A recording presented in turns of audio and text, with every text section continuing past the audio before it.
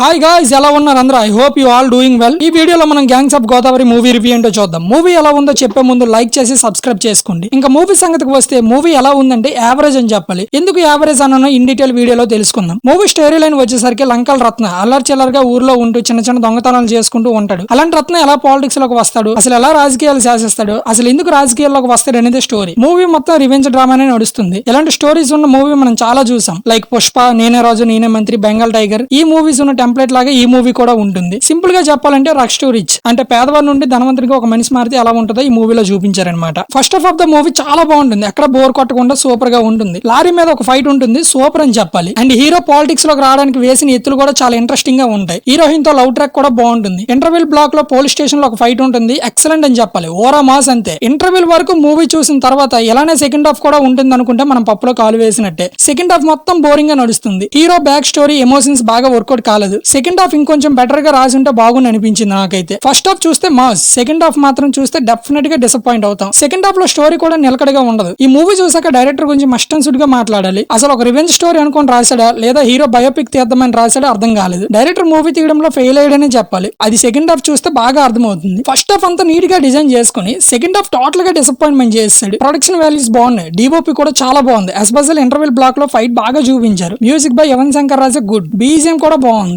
ఇంకా actors performances చూస్తే Vishwaksen mass role లో సూపర్ గా ఉన్నాడు. తన క్యారెక్టర్ తను న్యాయం చేశాడు. నాకైతే విలన్ రోల్ కి బాగా సెట్ అవుతాడు అనిపించింది. నేహ శెట్టి రోల్ కూడా బాగుంది. అంజలి రోల్ కి అంత ఇంపార్టెన్స్ ఏం లేదు. తన రోల్ అంత ఇంపార్టెంట్ ఏం కాదు. Nazar, Hyper Aadi, Goparaj Ramana, Sai Kumar did very well job. That's it guys. Overall నా రేటింగ్ వచ్చేసరికి 2.5 అవుట్ ఆఫ్ 5. ఒక్కసారి చూడొచ్చు ఈ మూవీని. ఫైనల్ గా మనం ఏమైపోయినా పర్వాలేదు, TF5 మాత్రం బాగుండాలి. జై హింద్.